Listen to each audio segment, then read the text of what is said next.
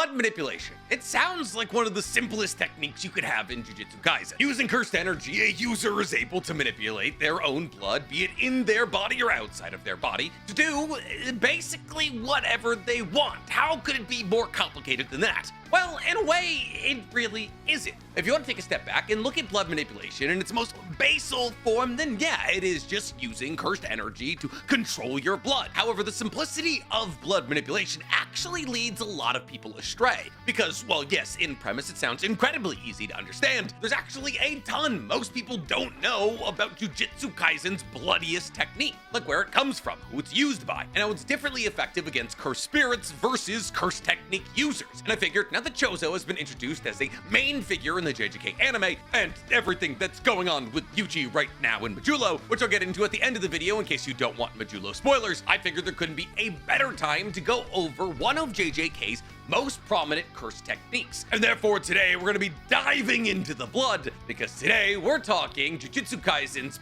bloodiest technique explained. But before we get into anything, guys, please, for me, like this video, subscribe to the page, and hit that noti bell. And if you're looking for one additional Nick video every single week, guys, you can go ahead and find my Naruto reaction series using the fourth wall link in my description below. Jiraiya's making Naruto summon toads. If some of you are noticing the third background change in as many weeks, congratulations. I'm in Niseko right now, which is in Hokkaido, the northern island of Japan, for some skiing. It's also why I have some wind burn. It was very cold today. But anyways, enough about all that. Let's get talking about blood, and more specifically, controlling it. And let's start off this video, and the way that we tend to start these kinds of videos, by answering the easy questions. So, what is blood manipulation? Well, we've kind of touched on it already. Blood manipulation is a curse technique that allows for users to control their blood. Now, already that's a pretty important caveat. Blood manipulation only allows blood manipulation users to control their own blood. It's not like blood bending in Avatar: The Last Airbender, where you're able to control somebody's body by controlling the blood inside of them. No, unfortunately for sorcerers who are able to use blood manipulation, they're only able to control the blood in their own body, or the blood from their body that's no longer inside their own body. Now, this does raise the pretty logical question: what if, hypothetically, a blood manipulation user gets their blood inside of somebody else's body? If their blood intermingles with the blood of somebody else, would they be able to control their blood inside the body of somebody else? Well, we don't have an actual answer. It's widely agreed upon that you can't do that, on account of the fact that if you could do that, if you could funnel your blood into the cut of an opponent and then control their body, or possibly harden your blood inside of their body and blow them up from the inside, that more blood manipulation users would do exactly that, especially considering that high-level blood manipulation users like Choso are able to fill entire subway tunnels with their blood. And if you're making somebody swim in your blood, if you have the ability to funnel your blood into the cut of somebody that you're battling against, and then blow them up from the inside, or just harden the blood around their heart or something like that, we'd see that from Choso more often, and we simply never see it. That is. So while there's never actually been an official answer as to what would happen if a blood manipulation user was to get their blood inside of somebody else's body, it's widely assumed because you would be injecting your body into somebody else with their own blood and their own cursed energy, the second that the blood of a blood manipulation user enter into the blood circulatory system of somebody else, they would lose control of said blood. But enough of that hypothetical tangent. Let's get back to our core question here. What is blood manipulation? Well, if you want to take it one step further than the incredibly basic explanation that blood manipulation is the ability to manipulate your blood manipulation is a curse technique that allows you to modify every single aspect of your blood, from its composition, its plasma, to its red blood cells. And here's the thing, there's reasons to manipulate each of these individual aspects of your own blood. See, by controlling the composition of one's own blood, a blood manipulation user can do things like harden external blood outside of their body, to either build walls to stop incoming attacks, create daggers to slash people with, or even coat the outside of their body with blood that they harden in order to nullify incoming attacks. On top of this, blood inside of a blood manipulation user's body can be augmented in a myriad of different ways. Blood can be controlled to lower one's pulse or one's body temperature, ensuring at high levels of blood manipulation, effectively infinite stamina, as a blood manipulation user could fight against somebody using their fists and their convergences and their blood blades, and when the other person that they were fighting against is huffing and puffing and their heart rate is through the roof, by maintaining a steady, low heart rate, blood manipulation users can greatly enhance their physical stamina. However, with just the blood manipulation users we've seen in JJK and Majulo, there is a massive dichotomy in terms of skill. Noritoshi Kamo, who's from the Kyoto Jujutsu Eye, you know, the one who shoots the arrows with the long hair. Yeah, that Noritoshi Kamo, even though he's to be the next heir of the Kamo clan and is considered to be one of the greatest blood manipulation users in the Kamo clan, the place where blood manipulation comes from, his blood manipulation pales in comparison to that of Choso. And that's because Choso is a special grade cursed spirit, kind of. And well, the obvious answer here to tell you as to why Choso's blood manipulation is so much stronger than Noritoshi Kamo's is, you know, Choso's stronger, therefore his blood manipulation is stronger. And while it does explain things like why Choso's convergence is stronger than Noritoshi's convergence, that's not the whole story. See, because while yes, Choso shoots harder than Noritoshi, Choso also has access to way more blood. See, Noritoshi is a human, and therefore in his male body, he probably has somewhere in the region of 5.2 liters of blood. That's like actually how much blood your average man has. Now this means whenever Noritoshi is pulling blood out of himself to use with his manipulation technique, he's actively taking blood from his own circulatory system. And as humans can really only lose like a liter to a liter and a half to like maybe at the extreme 2 liters of blood before they die, that means that Noritoshi, with no help, can really only use about 2 liters of blood before he starts getting tunnel vision and is unable to pump his own heart. Now, because of this, Noritoshi uses blood manipulation very differently from how Choso uses it. During the Kyoto Goodwill arc, where blood manipulation was introduced through Noritoshi Kamo, we saw that in order to compensate for the lack of blood in his body, Noritoshi often employs using blood bags, which usually hold about a liter of blood. If you go to the Red Cross and give blood, they'll take a liter of your blood, which is why it's never recommended after giving blood that you go drink, because alcohol is measured in your body using something known as BAC, blood alcohol content. And when you go give blood, like a liter of blood, you're basically giving up 1/5 of your blood, which means you'll get about 20% drunker. And while you and Noritoshi Kamo can always make more blood, that's what the marrow in your bones is for, the rate at which you or I or Noritoshi Kamo can make more blood does not outweigh how much blood a blood manipulation user would need to use in combat. And thus Noritoshi gets around the constraint of not having gallons and gallons and gallons of blood by using blood bags. But this isn't the only way that Noritoshi gets around not having infinite blood. See, remember, Noritoshi and all blood manipulation users are able to use all of the blood outside of their body, and the age of the blood doesn't really seem to matter. And therefore humans, most likely from the Kamo clan, tend to pre-dip weapons in blood, their own blood, so they'll be able to use their blood manipulation techniques on those weapons later on in combat. And this is why we see Noritoshi using a bow and arrow. See, because Noritoshi, before he heads into combat, just like when he's living his life and is just brimming with blood, dips his arrows in his blood. And then because those arrows are dipped in his blood, he has the ability to control those arrows, specifically the flight of those arrows, by controlling the blood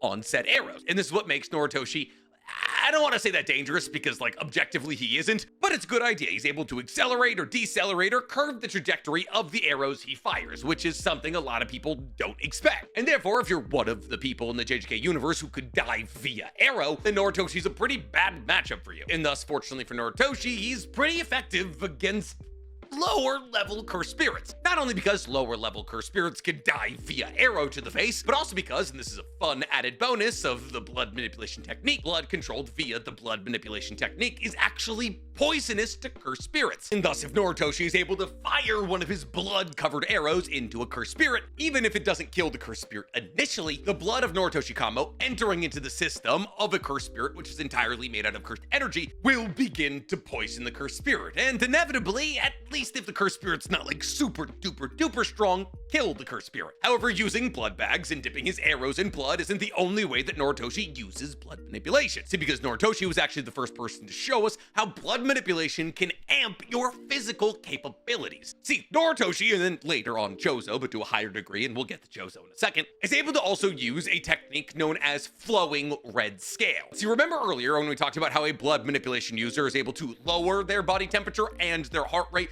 in order to make sure that physical output doesn't exhaust them at the same level as the person they're fighting against? Well, they can also do the inverse. Blood manipulation users also have the ability to increase their heart rate and their temperature and their red blood cell count. Now, increasing one's red blood cell count is important because red blood cells are what carry oxygen throughout your body. See, the reason that you get tired when you go on something like a long run is because the more tired you get, the more you suck wind, right? If you run up a hill or go on a sprint, it's going to be hard to get as much oxygen as you need. Now, because it's so hard to get oxygen into your body when you're truly exerting yourself, somewhat accidentally, you're actually engaging in something known as anaerobic exercise, as in the opposite of aerobic exercise. And aerobic exercise basically just means you're breathing while exercising. But because you're struggling so hard to get oxygen in while pushing your body to its true limits, you begin to engage in anaerobic exercise. That is to say, exercising without breathing. And anaerobic exercise is what builds up things like lactic acid in your muscles, making you tired, more tired. Here I am talking about like high-level biological nonsense, and I'm saying tired. However, as red blood cells are responsible for carrying oxygen all throughout your body to all the places that need it, if you increase the amount of red blood cells in your body, you need less oxygen. Oh, Nick, that sounds incredible. Why don't people do that all the time to become better athletes? They do. It's called blood doping. Russia got banned from the Olympics for it. Anyways, all that is to say that flowing red scale allows for somebody to become a better athlete. Faster, stronger, more stamina, and more perceptive. And therefore, Noritoshi Kamo can not only use flowing red scale to increase the strength of his bow draw, but can also use it to increase his speed and strength to engage in hand-to-hand combat when he runs out of arrows. Now, on top of all of this, Noritoshi Kamo is also able to use convergence, though not at the same level as Choso. Convergence that Noritoshi can obviously use to fire into a beam of compressed blood that can slice through doors and walls and possibly people, but also Noritoshi showed the ability to use something known as slicing exorcism, where he compresses his blood into a disc that he's able to throw as a projectile. And as time progresses, Noritoshi becomes a better and better blood manipulation user, overcoming the weaknesses that he has as a human with access to only so much blood. In fact, in the Culling games, when Noritoshi's number is called to partake in his big old battle, Noritoshi shows an ability to use almost all of the blood in his body for combat by circulating the blood he's using for combat with the blood in his body, leading to a constant circulation of blood in his body, but blood that is being circulated outside of his body. That is to say that Noritoshi circumvents his own circulatory system and oxygenates his blood by bringing it outside of his body and then putting it back in, giving Noritoshi access to almost the entirety of the blood in his body without fear of death. However, unfortunately, we've been building towards this moment for a while here. Regardless of how much blood Noritoshi tries to circulate outside of his body, he'll never measure up to that of Choso. And that's because fundamentally Choso and Noritoshi, even though they do technically both come from the same clan, just have different physiology. See, Choso is a death womb painting. And for those of you who don't know or don't remember, the death womb paintings were cursed objects that were made by the original Noritoshi Kamo, aka Kenjaku, aka Ghetto, aka Yuji's mom, and Death Womb paintings 1 through 3 have been released into the JJK world. And those 3 Death Womb paintings are Choso as 1, and Eso and Kechisu, the 2 special grade Curse Womb paintings that Nobara and Yuji fought against at the end of season 1 as 2 and 3. And therefore that is to say that every single one of the Death Womb paintings has been a special grade Curse Spirit. Now apparently these Curse Womb paintings came into being because during the Meiji era,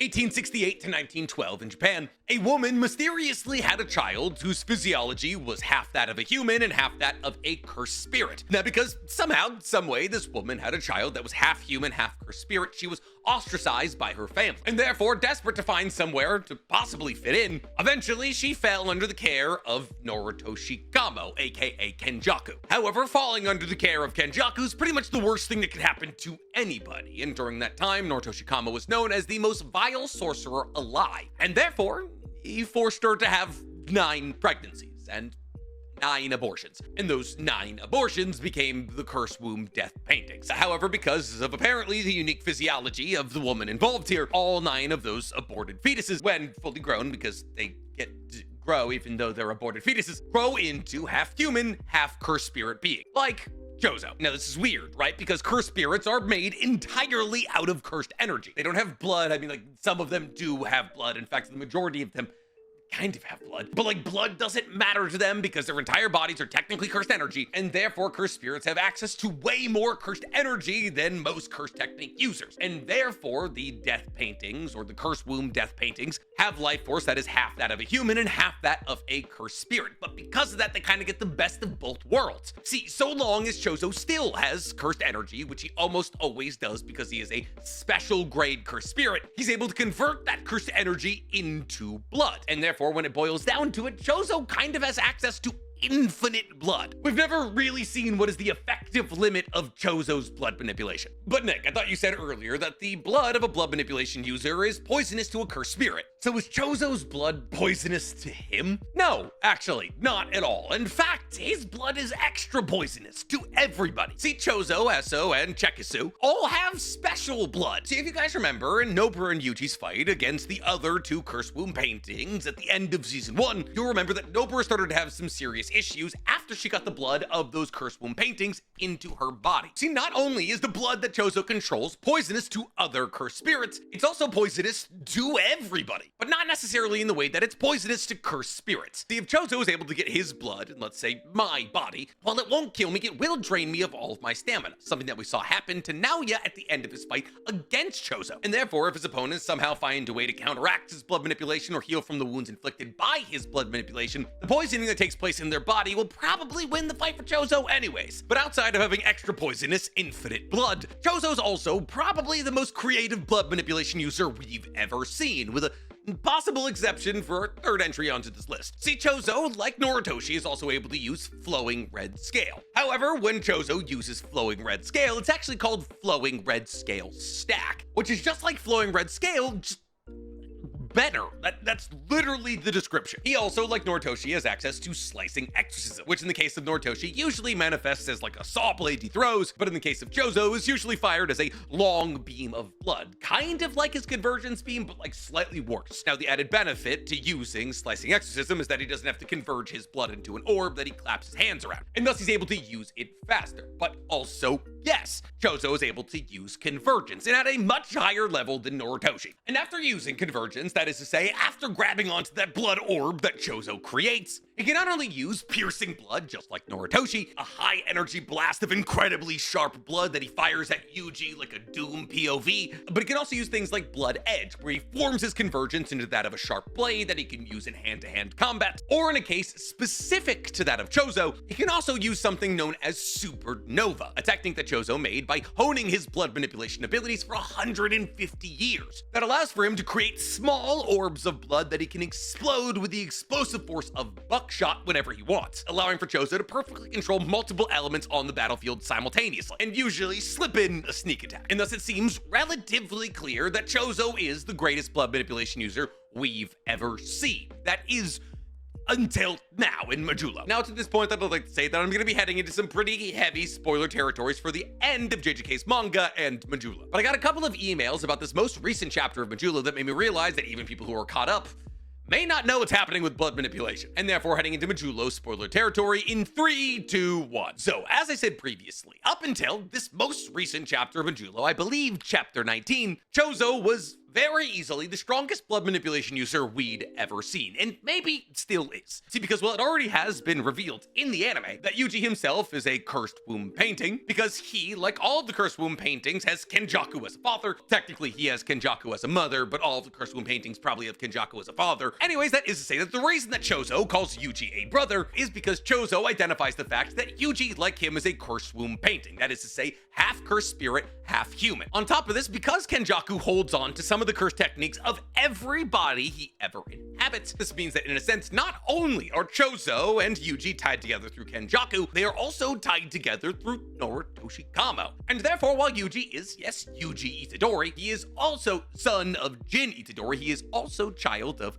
Kaori Itadori, I believe was his mom's name. But because he is the child of his mother, who at that moment in time is Kenjaku, who is many people, he is also kind of the child of Noritoshi Kamo. And therefore, as a Cursed Womb painting and a descendant of Noritoshi Kamo, Yuji has access to blood manipulation. Or at least he does when he consumes Cursed Womb paintings 4 through 9 in the lead up to the battle against Sukuna. I got a lot of people emailing me say, oh, Yuji must have consumed all the Cursed Womb paintings to get this good at blood manipulation. With a lot of people believing that in chapter 19, when Yuji is kind of monologuing to himself, he's actually talking to his brothers, who he consumed, all 6 of them? And while that is definitely a possibility, it made me realize that a lot of people forgot how Yuji got blood manipulation in the first place. He wasn't born with it. However, his body was primed to receive it because of his lineage. Now, outside of just eating 6 aborted fetuses, who were legally his brothers, well, actually, I guess that largely hinges on when you believe life begins, but like also the aborted fetuses were able to grow into full-blown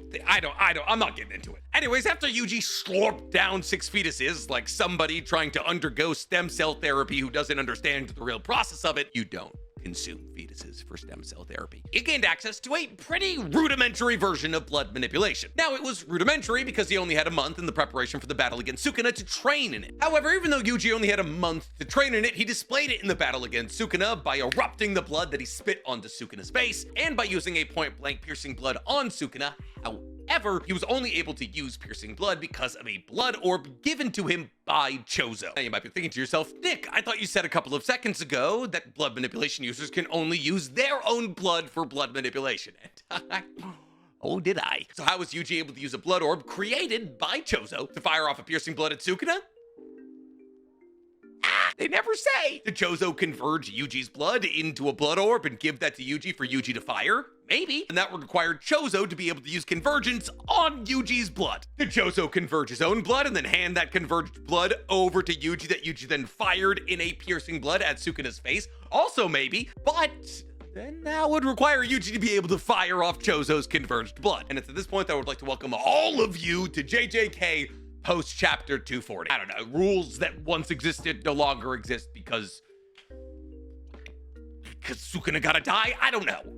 But anyways, as we headed into the ending of JJK, it was very much established that Yuji wasn't all that good at blood manipulation. However, if you fast forward the story 68 years to where we currently are in Majulo, and introduce the fact that Yuji, as a half-cursed spirit, half-human, is basically immortal and is the strongest sorcerer probably on Earth, then he, like Choso, over the course of his very long life, has been honing the blood manipulation he's had since his battle against Sukuna. And therefore, in Chapter 19, it was not only established that Yuji is able to use convergence, and fairly easily, I'd like to add, but also that his convergence and the piercing blood kind of attack that he can fire from it acts with the highest level of directionality we've ever seen. See, while usually piercing blood is a technique that you can only fire at somebody who you can see, and in a straight line at that, we did see from Noritoshi Kamo that by dipping arrows in blood, you can control their trajectory. And therefore, what happens if you combined the directionality of Noritoshi Kamo's arrows and the piercing ability of Choso's piercing blood? Well, you get whatever the hell Yuji used in Chapter 19 in Majulo. See, because in Chapter 19 in Majulo, when Yuji saw humans and Cimmerians about to enter into battle against each other in the abandoned Tokyo, he, using convergence, launched a volley of blood arrows, and I mean like the pointy kind of arrow, not like the fiery kind of arrow. Anyways, he fired like 100 blood arrows and non-lethally stabbed into not only the humans, but also the Cimmerians to separate them from each other and de-escalate the situation. However, outside of the fact that Yuji was able to, with high precision, strike 6 people simultaneously from a building length away, Yuji was also shown to be able to fill that entire building with blood, which obviously he should be able to do on account of the fact that, like we talked about, he is a curse womb painting, but this is one of the highest outputs of blood we've ever seen, with the only possible exception being Choso in his battle against Naoya. So is what we've seen from Yuji at this moment in time the best blood manipulation we've ever seen? Who's to say? But I can almost guarantee you over the course of the next couple of chapters, we'll have a much more concrete answer. And thus, with that, that's basically everything we know about blood manipulation. And as it's a technique that is currently the central talking point of not only anime, but also the manga, I figured there was no better time to go over the basics. But I'm curious to hear what you guys think. Do you think blood manipulation is one of the most broken techniques in all of JJK, or is it not all it's hyped up to be? Let me know in the comments below. And while you guys are down there, please, for me, video, subscribe to the page, and hit that noti bell. If you excuse me, I have to go buy clear lenses for my goggles because I've never seen this much snow in my life.